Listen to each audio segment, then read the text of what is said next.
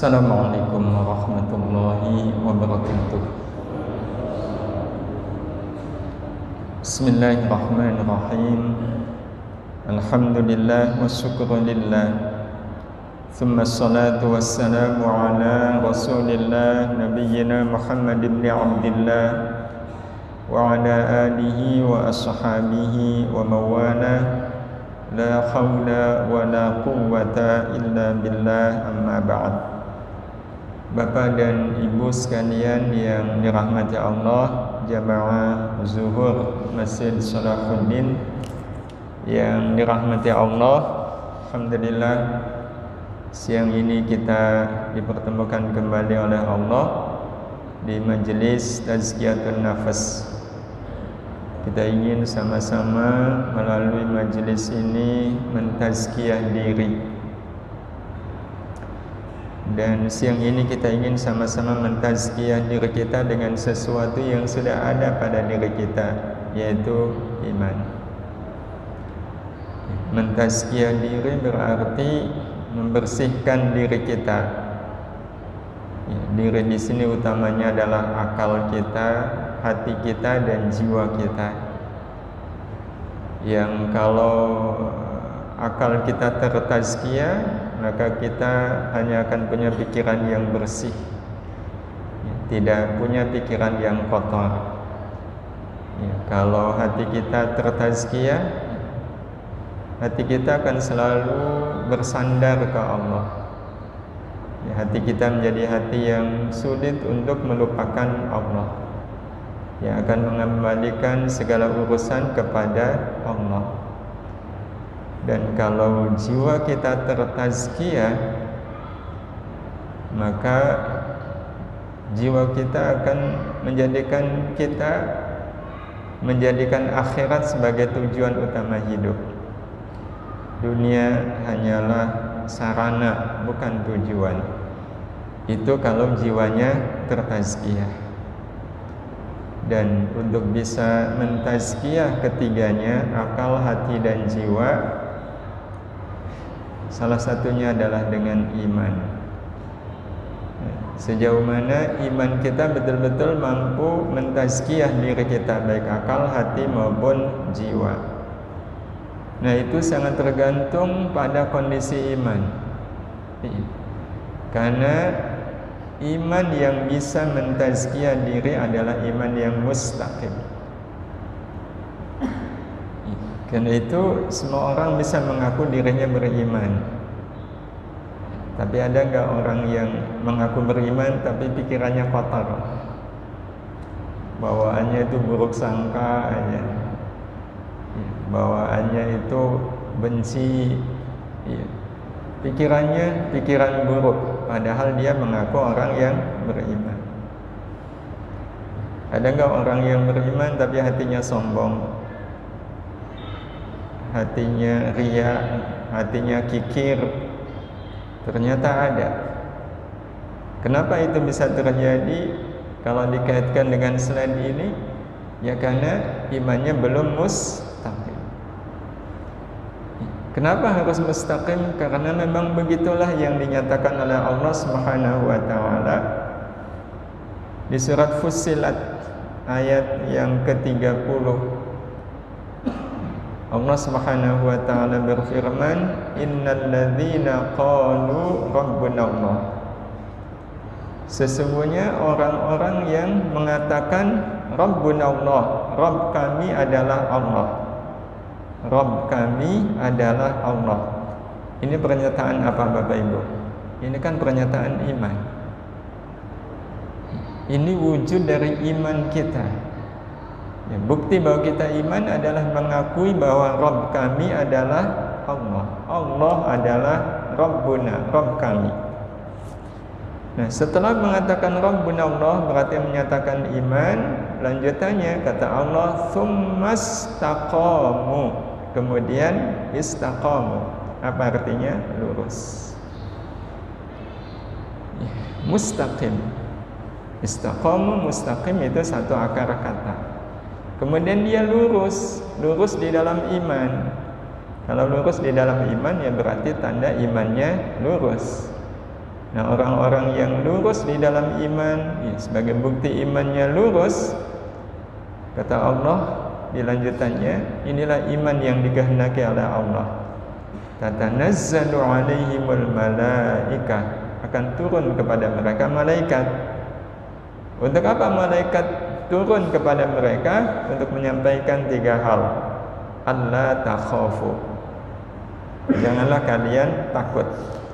Wala tahzanu, dan janganlah kalian sedih. Jangan takut, jangan sedih. Wa abshiru bil jannati allati kuntum tu'adun, dan bergembiralah dengan surga yang telah dijanjikan. Bergembiralah dengan surga yang telah dijanjikan. Kata kunci dari ayat ini adalah istiqamah. Jadi kalau iman kita sudah mustaqim, ya sudah. Itu berarti iman kita betul-betul iman yang diterima oleh Allah Subhanahu wa taala. Nah, tinggal sekarang bagaimana caranya kita bisa memustaqimkan iman. Ya. Caranya, ya, ini kata kuncinya adalah dengan 5 mim. Inilah rumus untuk memustaqimkan iman, yaitu dengan 5 mim. Ya. Mungkin baru dengar ya. Ada 5 mim untuk iman yang mustaqim. Dan ini sebenarnya manifestasi dari doa-doa kita kepada Allah. Yang doa ini barusan saja kita menyampaikan doa ini 4 kali. Kalau sebelumnya ba'diyah, kalau ba'diyahnya 2 rakaat, ya berarti 6 kali. Kalau qabliyahnya 4 rakaat, ya berarti 8 kali. Apa itu? Ihdinas siratal mustaqim. Tunjukkan kami ke jalan yang lurus. Tunjukkan kami ke jalan yang lurus. Modal doa ini dijabah apa? Iman kita lurus. Karena di atas iman yang lurus, di situ kita menemukan jalan hidup yang lurus. Jadi lurusnya jalan hidup itu bergantung pada iman. Iman kita lurus atau belum. Nah, ini yang ingin kita bahas. Bagaimana 5 mim ini bisa memustaqimkan iman. 5 mim. Nah, tapi sebelum kita bicara 5 mim, kita ingin bicara pengertian lurus. Iman yang lurus itu iman yang bagaimana? Kita ingin mengambil ibrahnya terlebih dahulu dari garis lurus. Karena ada kesesuaian antara garis lurus dengan iman lurus.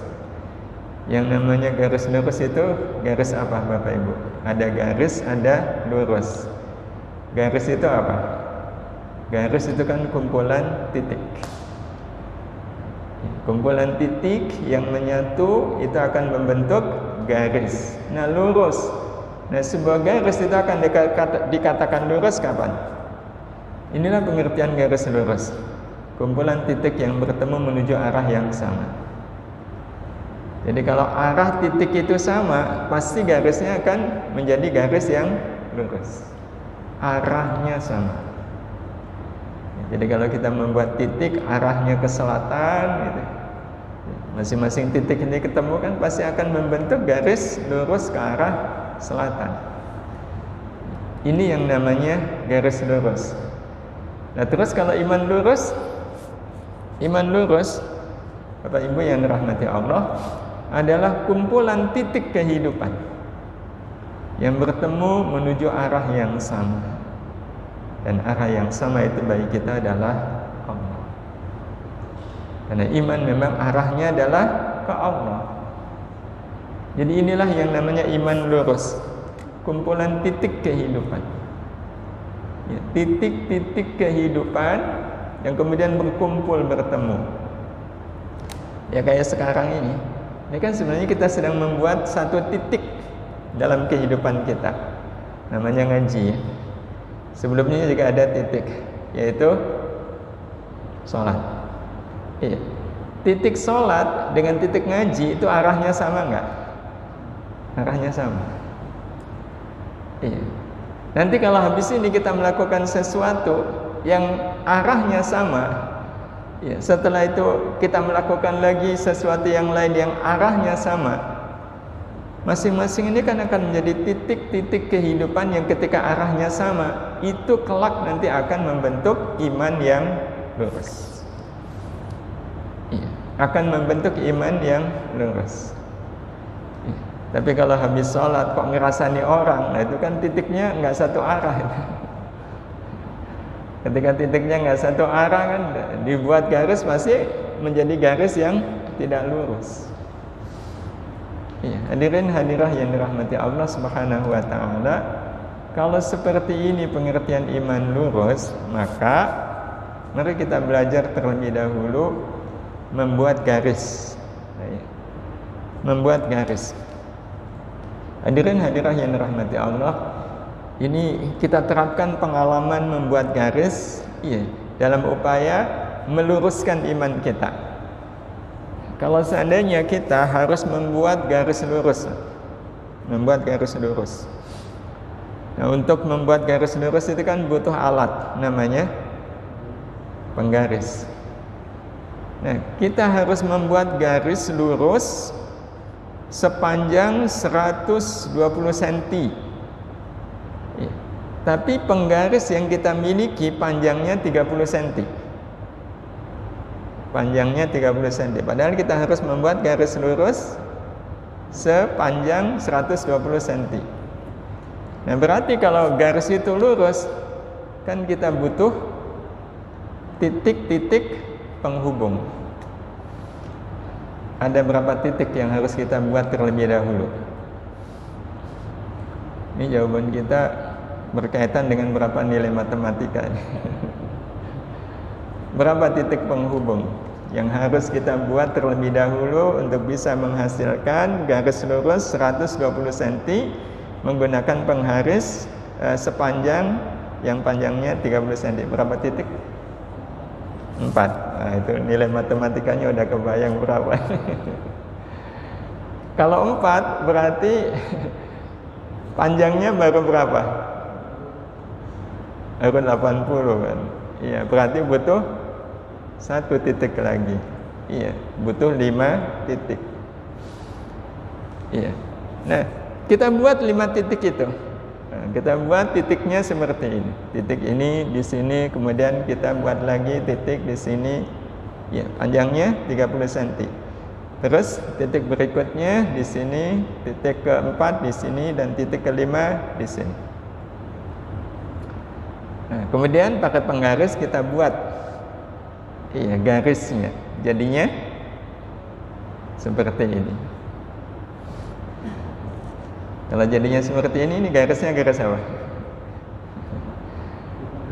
Akan muncul garis lurus yang tidak lurus. Ya, ini kan 120 cm. Ini memang garis lurus tapi tidak lurus. Dan inilah yang kadang kita saksikan dalam kehidupan kita. Betapa seringnya kita merasa iman kita sudah lurus, padahal sebenarnya belum. Iya, iman saya udah lurus kok, tapi sebenarnya belum. Ya, kenapa? Karena titik-titik penghubungnya tidak lurus. Nah, titik-titik penghubung ini kan amal-amal kita, kehidupan kita. Ya, sederhana sebenarnya cara untuk melihat bahwa iman kita belum lurus. Kan saya sholat, iya betul, tapi memaafkan orang ringan atau berat? Aduh, berat. Itu sebenarnya kalau dari sholatnya lurus itu, tapi beratnya memaafkan, itu berarti antara sholat dengan memaafkan berada dalam koordinat yang berbeda. Nah, kalau kita pengen membuat 120 cm itu lurus, apa yang harus kita lakukan? Pertama harus punya standar kan. Nah, biasanya kalau garisnya di atas kertas, yang kita jadikan standar yang mana? Kalau garisnya horizontal, kalau nggak tepi atas ya tepi bawah. Ya. Jadi titik-titik itu standarnya harus sama. Ya, kalau standarnya garis bawah berarti jarak antara titik dengan tepi bawah itu sama. Maka kemudian kita membuat titiknya seperti ini. Nah, ini kan standarnya sama. Ketika 5 titik ini sudah kita buat dengan standar yang sama, kemudian dengan penggaris tadi kita buat garis, hasilnya betul-betul garis lurus. Maka Bapak Ibu sekalian, iman hanya akan membentuk garis hidup yang lurus saat kita menjadikan nilai-nilai langit sebagai standar titik-titik kehidupan kita. Ini akan membuat iman kita lurus. Manakala standar titik-titik penghubung itu adalah nilai-nilai langit.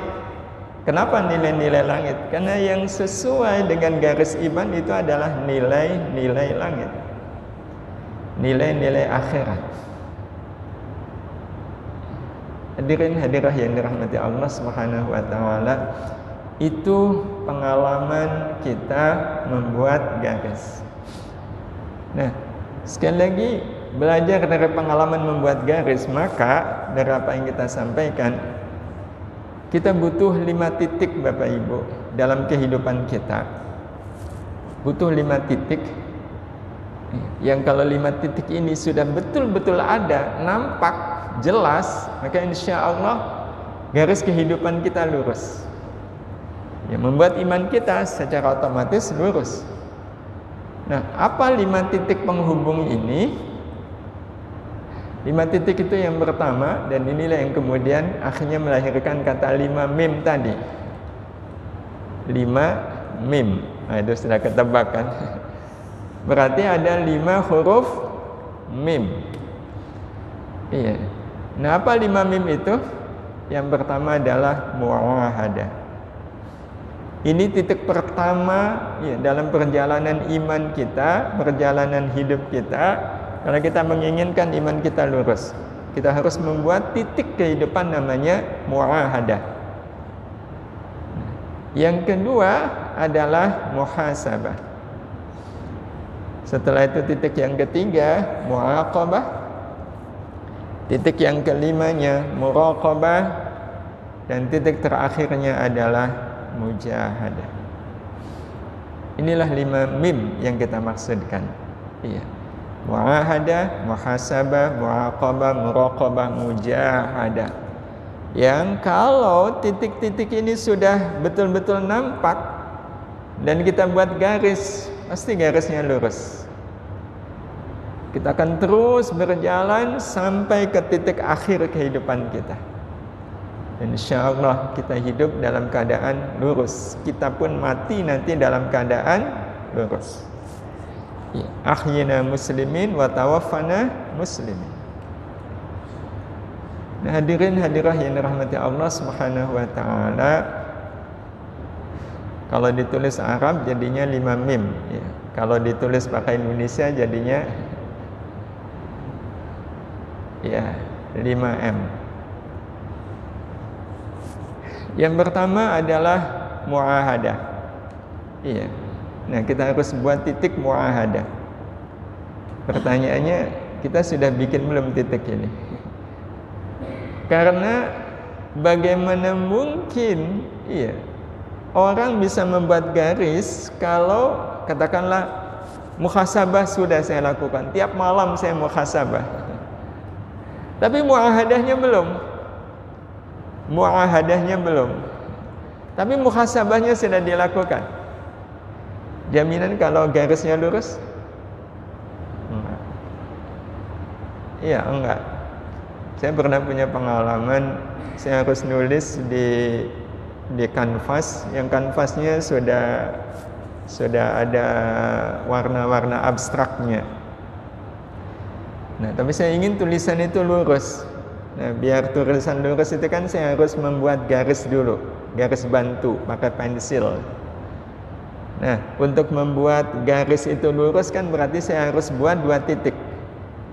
Nah, pertama saya buat titik dulu yang pertama sebelah kiri dengan standar tepi atas, tepi kanvas. Setelah itu saya buat titik yang kedua. Nah, begitu saya buat titik yang kedua, saya nyari titik yang pertama mana gitu. Iya. Nah, padahal tadi saya udah merasa ngasih tanda, tapi saya cari yang mana ini. Nah, dalam posisi saya belum memastikan, saya cuma ngira-ngira kayaknya ini nih. Ya, nah titik kira-kira itu yang jadikan saya standar. Kemudian saya tarik garis lurus ke titik yang kedua. Kalau titik yang kedua saya yakin itu benar, tapi titik pertamanya itu kira-kira. Saya buat aja garis. Setelah itu di atas garis tadi saya menulis. Dan apa yang terjadi setelah tertulis? Loh, kok bengkok? Kok nggak lurus? Oh, berarti saya salah di titik yang pertama. Karena itu titik mu'ahadah ini harus jelas terlebih dahulu. Nah, ini yang ingin kita sama-sama lihat. Apakah titik mu'ahadah dalam kehidupan kita, dalam perjalanan hidup kita ini sudah jelas? Apa itu titik mu'ahadah? Wujudnya adalah meneguhkan janji antara kita dengan Allah. Ini yang dimaksudkan dengan mu'ahadah, meneguhkan janji. Kata meneguhkan di sini, Bapak Ibu, menunjukkan janjinya sudah ada atau belum? Sudah. Yang kemudian kita teguhkan janji itu. Mungkin kita bertanya, kapan saya janji sama Allah? Perasaan belum pernah. Sebenarnya kita sudah menyampaikan janji itu yang harus kita muahadai. Emang apa janji kita? Bukankah kita semua sudah menyatakan la ilaha illallah? Ini yang kita maksudkan dengan janji antara kita dengan Allah. Kalimah la ilaha illallah itu sebenarnya menunjukkan janji antara kita dengan Allah. Yang kalau betul-betul janji la ilaha illallah ini kita tepati, maka hidup kita akan tunduk pada rumus kehidupan yang sesuai dengan janji kita ini. Apa rumusnya? Saya plus Allah sama dengan cukup. Ini kalau betul-betul kita memenuhi janji la ilaha illallah. Kehidupan kita betul-betul akan tunduk pada rumus ini. Saya plus Allah sama dengan cukup. Artinya cukup Allah dalam kehidupan saya. Cukup Allah dalam kehidupan saya. Jadi contoh sederhana, kita beramal. Allah melihat amal kita enggak? Ya. Nah, ketika kita yakin Allah melihat amal kita, baik kita, cukup itu. Sudah cukup amal saya dilihat oleh Allah. Sehingga kalau amal baik kita tidak dilihat oleh manusia, masalah enggak? Ya enggak. Karena saya sudah cukup amal saya ini dilihat oleh Allah. Karena itu kalau seandainya ada orang yang merasa saya kan sudah banyak beramal nih, beraktivitas, kok enggak ada apresiasi nih, kok enggak ada yang lihat, berarti kan dia masih merasa butuh dilihat oleh manusia. Kalau orang masih merasa amalnya butuh dilihat oleh manusia, berarti rumus ini ada nggak dalam kehidupannya? Nggak ada. Berarti orang ini rumusnya adalah saya plus Allah sama dengan kurang.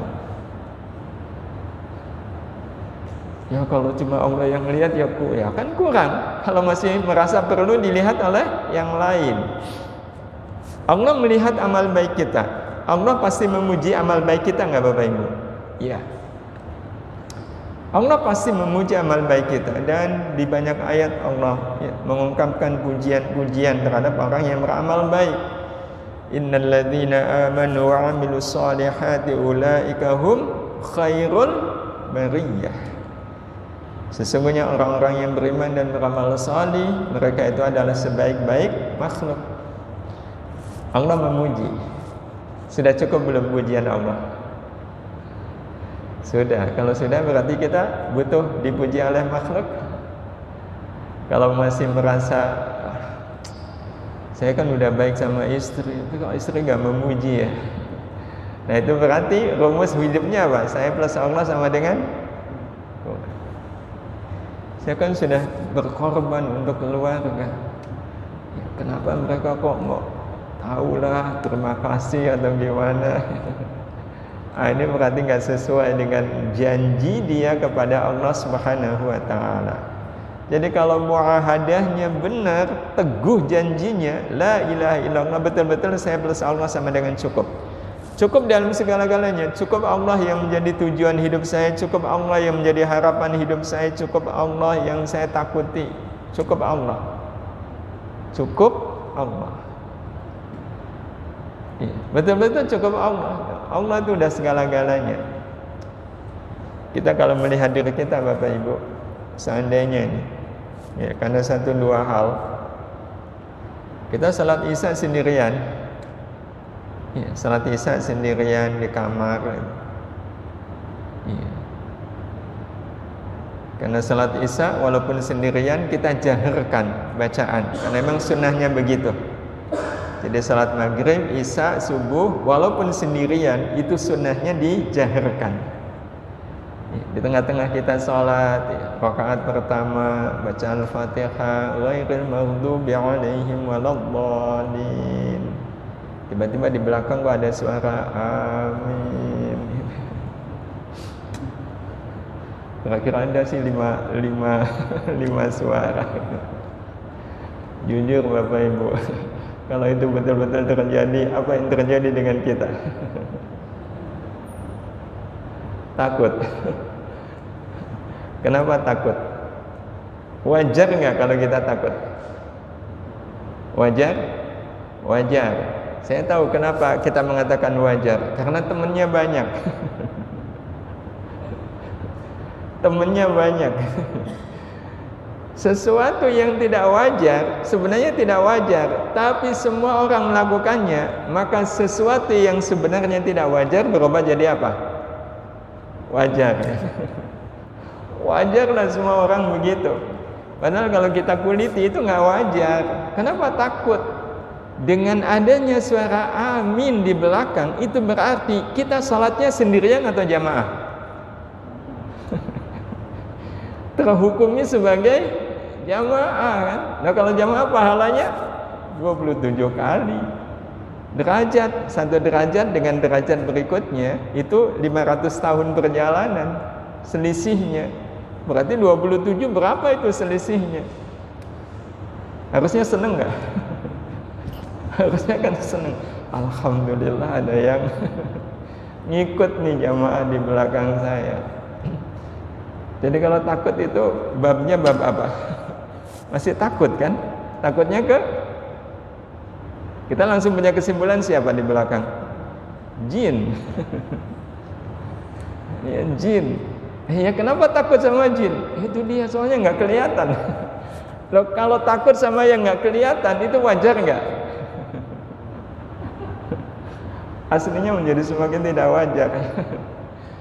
Jadi ya Allah, kalau dari sini aja sampai di sini, kira-kira titik muahadahnya sudah jelas belum? Belum.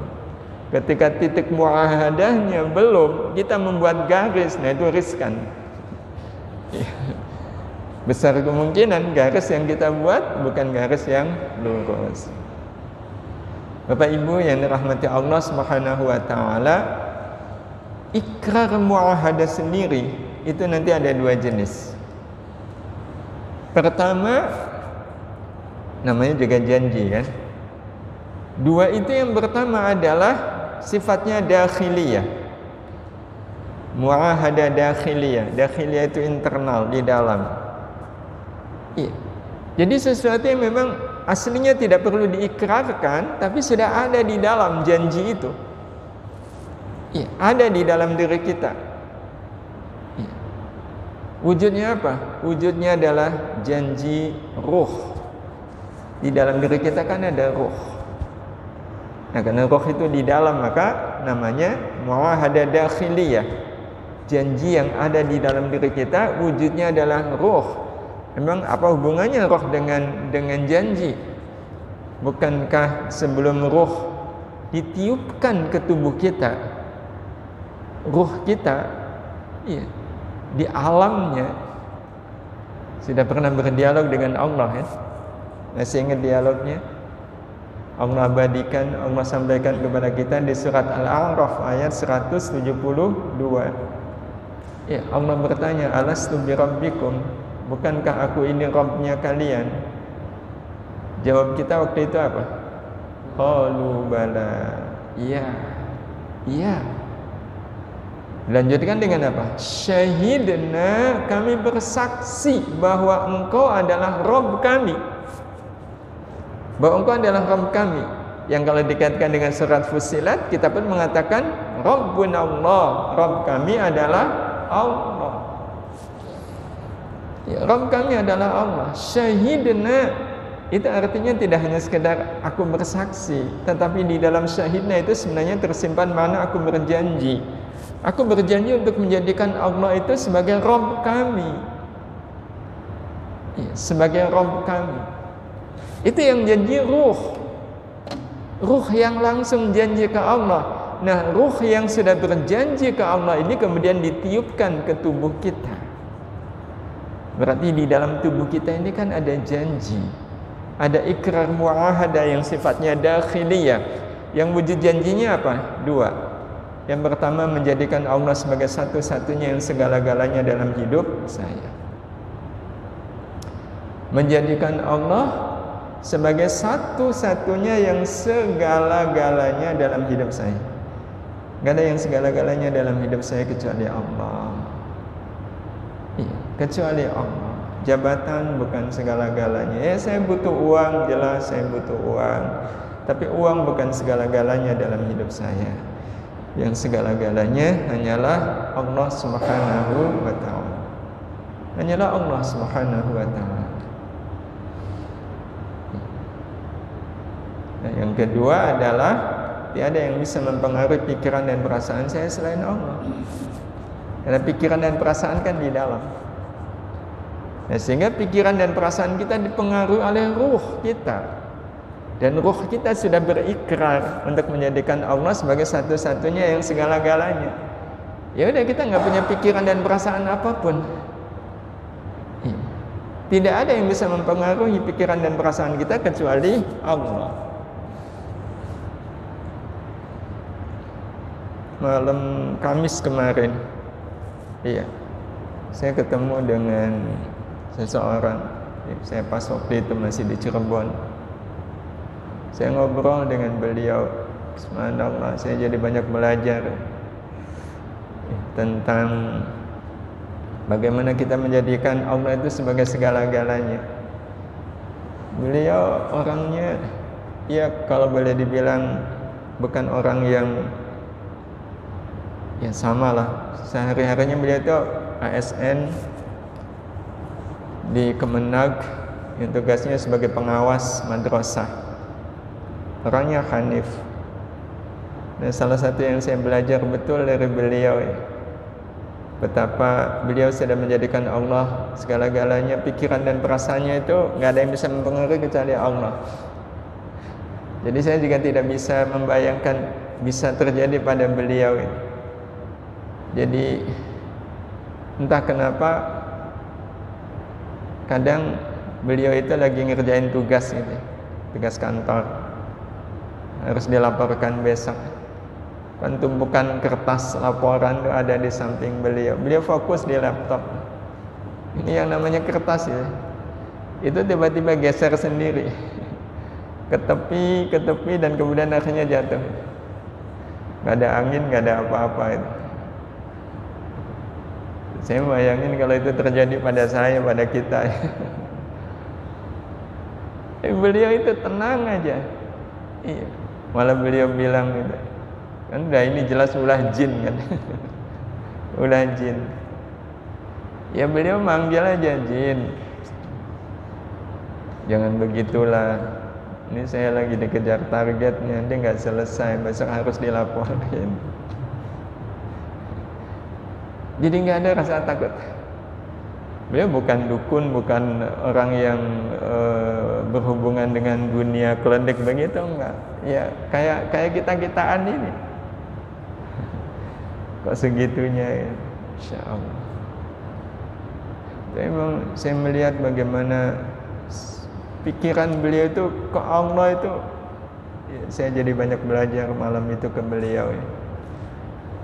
Jadi kita bayangkan, saya pas ketemu beliau itu istrinya baru kecelakaan, tabrak lari.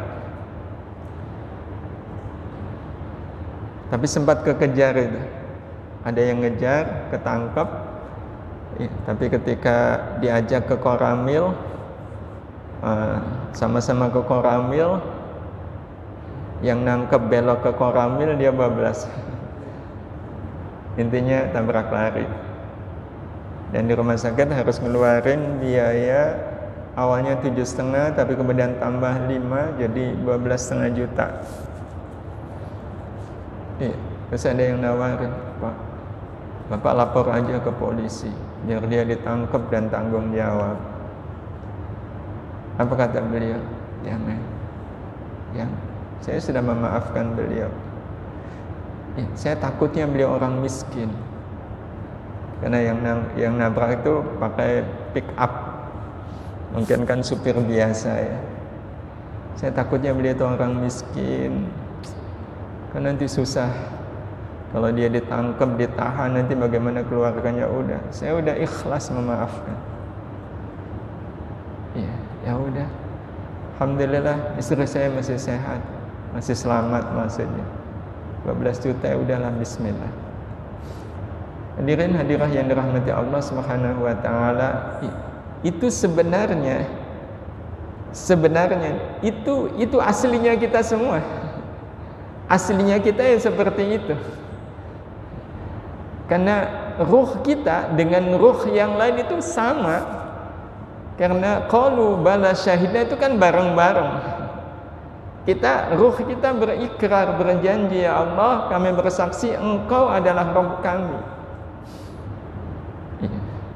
Itu memang karena kehidupan, bisa jadi pergaulan, ya, berubah ruh itu.